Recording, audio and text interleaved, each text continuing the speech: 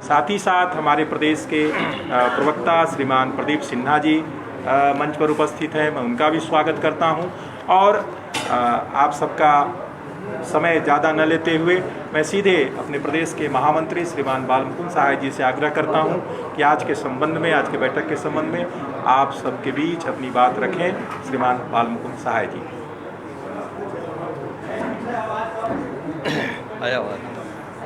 आज इस प्रेस वार्ता में हमारे साथ बैठे हमारे पार्टी के मीडिया प्रभारी श्री पूजन जी, हमारे पार्टी के प्रवक्ता प्रदीप सिन्हा जी और आप सब प्रिंट मीडिया, इलेक्ट्रॉनिक्स मीडिया के सभी साथी भाई, आप सबका स्वागत है, आप सबका अभिनंदन है। जैसा कि आप सबको पता है कि भारतीय जनता पार्टी की आज कार्य समिति, प्रदेश की कार्य समिति बैठक सेमी वर्चुअल माध्यम से हुई। यह पार्टी की इस सेशन की तीसरी कार्य समिति की बैठक थी। आज की बैठक 4 सत्रों में संपन्न हुई।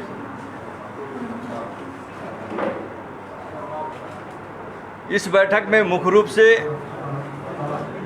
हमारे राष्ट्रीय महामंत्री और झारखंड के प्रभारी दिलीप सैकिया जी उपस्थित थे। इसके साथ साथ हमारे प्रदेश अध्यक्ष जी,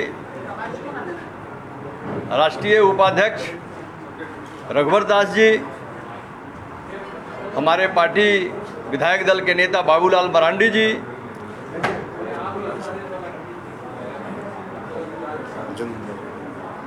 हमारे केंद्रीय मंत्री जनजातीय कल्याण मंत्री अर्जुन मुंडा जी, हमारे क्षेत्रीय संगठन प्रभारी नागेंद्र जी, हमारे संगठन महामंत्री धर्मपाल जी और हमारी राष्ट्रीय मंत्री अभी बनी है आशा लकड़ा जी और अनुसूचित जनजाति मोर्चा के राष्ट्रीय अध्यक्ष समीर उरांव जी मुख्य रूप से उपस्थित थे। और इस बैठक में हमारे प्रदेश कार्यालय में हमारे प्रदेश के सभी पदाधिकारी, प्रमुख कार्यकर्ता उपस्थित थे और पूरे राज्य के सभी जिलों में, जिला केंद्रों पर हमारे प्रदेश कार्य समिति के सदस्य, सांसद, विधायक सभी उपस्थित रहे। कार्यक्रम का उद्घाटन हमारे प्रदेश अध्यक्ष जी के द्वारा हुआ। इसमें बाकी सारे नेताओं का भी मार्गदर्शन इस बैठक में आया। बैठक की शुरुआत में ही, उद्घाटन भाषण में ही हमारे अध्यक्ष जी ने, जहां एक ओर केंद्र सरकार, मोदी जी के सरकार के किए गए कार्यों की प्रशंसा करते हुए राज्य की बिगड़ती विधि व्यवस्था, राज्य के रुके हुए विकास के कार्य, राज्य में हो रहे भ्रष्टाचार, राज्य में बढ़ते अपराधीकरण, इन सारे बिंदुओं को लेकर उन्होंने इस कार्य समिति की बैठक में चर्चा की। मित्रों, मैं आप सभी से कहना चाहता हूं कि जहां एक ओर केंद्र सरकार जो पूरे देश में विकास को लेकर आगे बढ़ रही है, समाज के सभी वर्गों को, खासकर जनजाति समाज, अनुसूचित जाति समाज, हमारे पिछड़े वर्ग और हमारे गरीब लोग, जिनको ध्यान में रखकर सरकार विकास का कार्य कर रही है, इन सारी कार्यों को कार्य समिति ने प्रशंसा किया है और मोदी जी के प्रति आभार प्रकट किया है। अभी पिछले दिन जिस तरह से यहाँ के जनजातीय वीर सपूतों को लेकर उन्होंने 15 नवंबर को जनजातीय गौरव दिवस के रूप में घोषणा किया, इससे निश्चित रूप से झारखंड के मान सम्मान और यहाँ के वीर सपूतों, स्वतंत्रता सेनानियों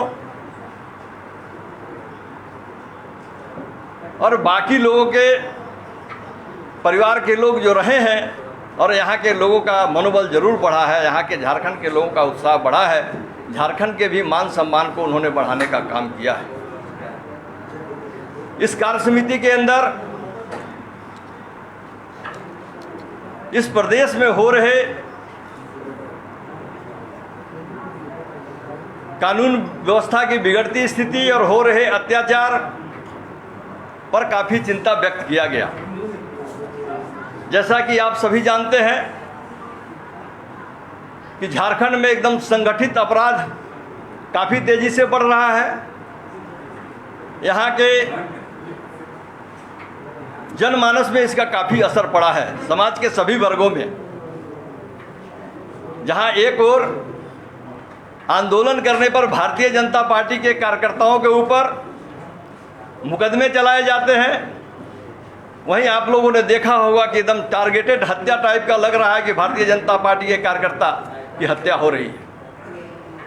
इन बिंदुओं पर भी कार्य समिति में चिंता व्यक्त की गई है। इसके साथ साथ आप सभी ने देखा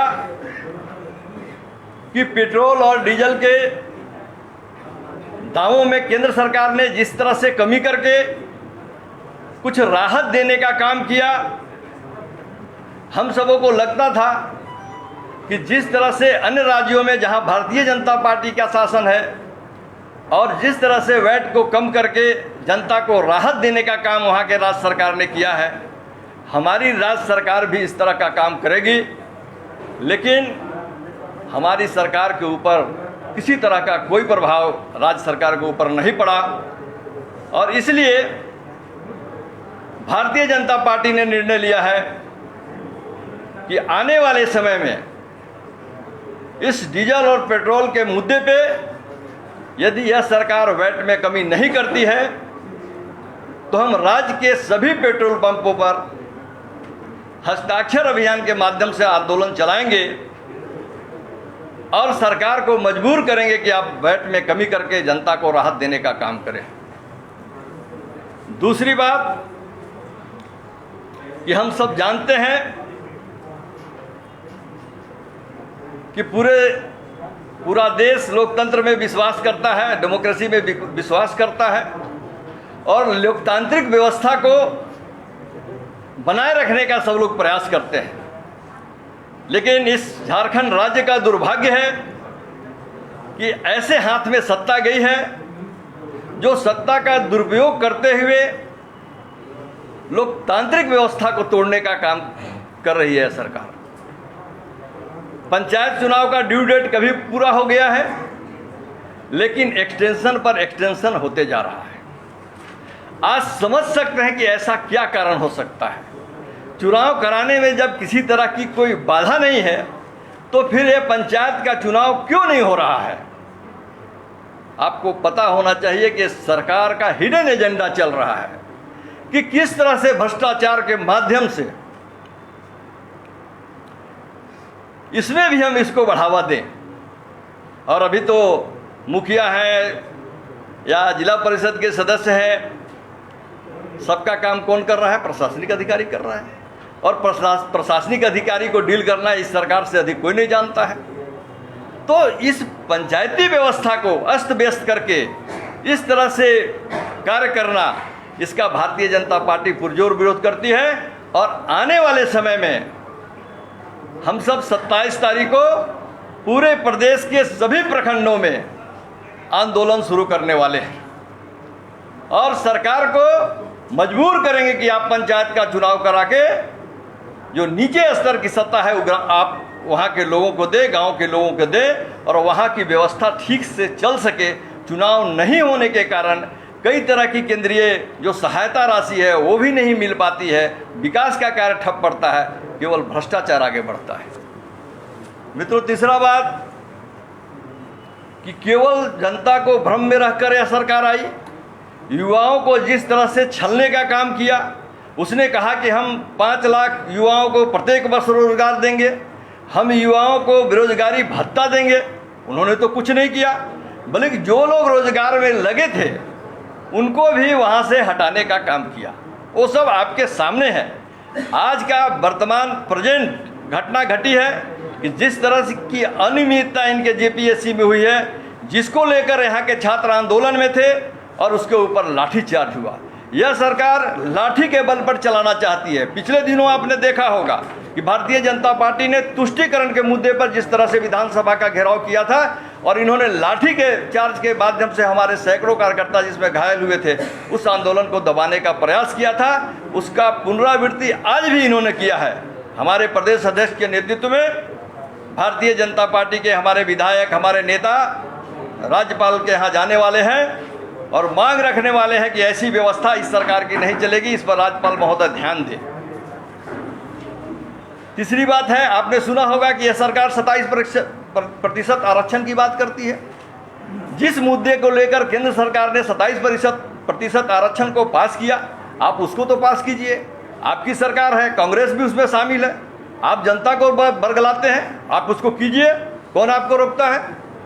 तो कुल मिला के जिस तरह से धोखा देके और सत्ता को चलाने का काम कर रहे हैं, विकास का काम को ठप करके भ्रष्टाचार को बढ़ा रहे हैं। एक उदाहरण आपके सामने आया कि सरकार ने घोषणा किया कि हम गरीबों को धोती साड़ी देंगे, और इसकी क्वालिटी को आप देख लीजिएगा तब आपको समझ में आ जाएगा कि इसमें कितना भ्रष्टाचार हुआ होगा।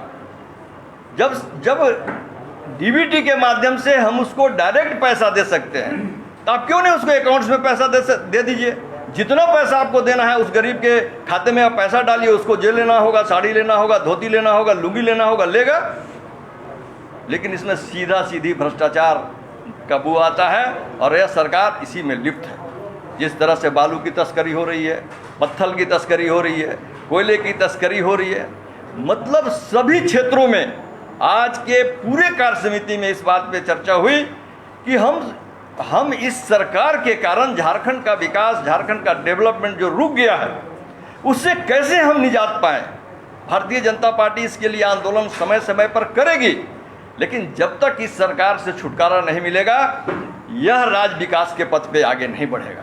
विकास की जितनी भी योजनाएं पहले चल रही थी, आपको ध्यान में होगा, और उसको उन्होंने बंद करने का काम किया है, उसको रोकने का काम किया है, और अपनी कोई योजना इन्होंने अभी तक चलाया नहीं। आज नीलकंठ मुंडा जी बोल रहे थे कि 46,000 किलोमीटर करीब ग्रामीण सड़कें हैं। हम लोग की सरकार थी तो 26,000 किलोमीटर सड़कें बनी थी। आज विकास का काम, सड़क का काम देख लीजिए, किसी सड़क में जाके आप देख लीजिए क्या हालत है। सिंचाई का कोई स्कीम इन्होंने नहीं लिया। किसान की बात करते हैं, हम लोगों ने आंदोलन किया खेतों में जाकर कि किसान ने जो आपको धान बेचा है उसका पैसा उसको अब दीजिए। अभी तक सारे किसानों को पैसा नहीं मिला। दूसरा, फसल उपज सामने आ गया, किसान क्या करेगा? धान को कहाँ रखेगा, किसको देगा? पहले का पैसा नहीं मिला, अब क्या करेगा? कितनी बड़ी समस्या किसानों के साथ है। इसको देखने का इस सरकार को चिंता नहीं है, केवल बात करती है। तो इन सारे मुद्दे को लेकर भारतीय जनता पार्टी आने वाले समय में पुरजोर आंदोलन करने वाली है। और मैं समझता हूं कि बहुत सी बातें और जी छोटी छोटी बातें हुई हैं।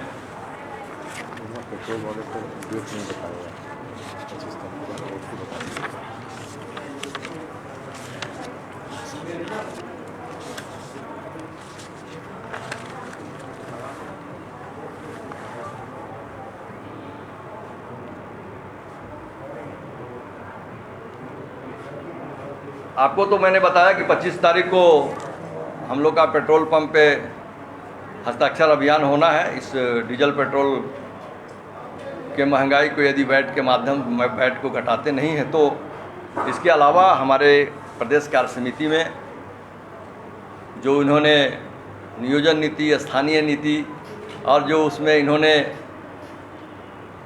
भोजपुरी, मगही, अंगिका आदि भाषाओं को अलग किया है, हिंदी संस्कृत को अलग किया है, इसका भी मांग पूरे राज्य से आया है और सब लोग इस पर चिंता व्यक्त किए हैं।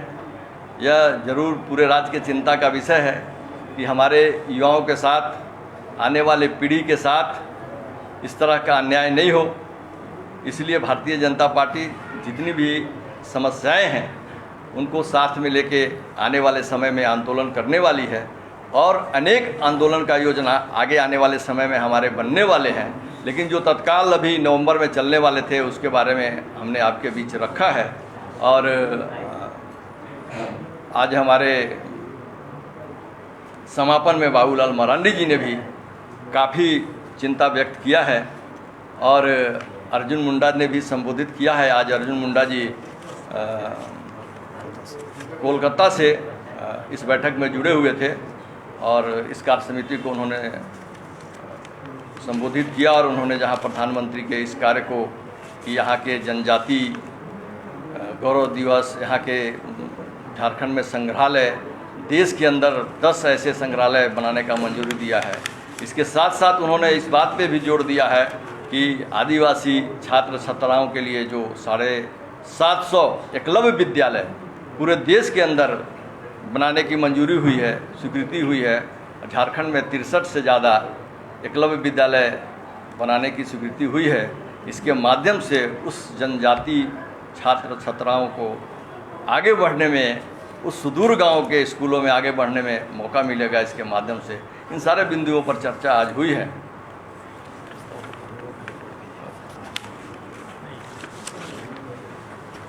तो आज के विषय में और कोई विषय पूरे कार्य समिति में समय सीमा के अंदर सारे कार्य समिति आज पूरा हुआ। काफ़ी लोगों ने पार्टिसिपेट किया है और अभी पूरा रजिस्टर पहुंचा नहीं हम लोग के पास, लेकिन कितने संख्या में लोग जुड़े, अधिकांश लोग हमारे इस कार्य समिति में जुड़े हैं और बाकी जो फीडबैक फिर आएगा बाद में आपको हम बताएंगे। आज के समय में यदि कोई बात हो तो आप पूछ सकते हैं। धन्यवाद।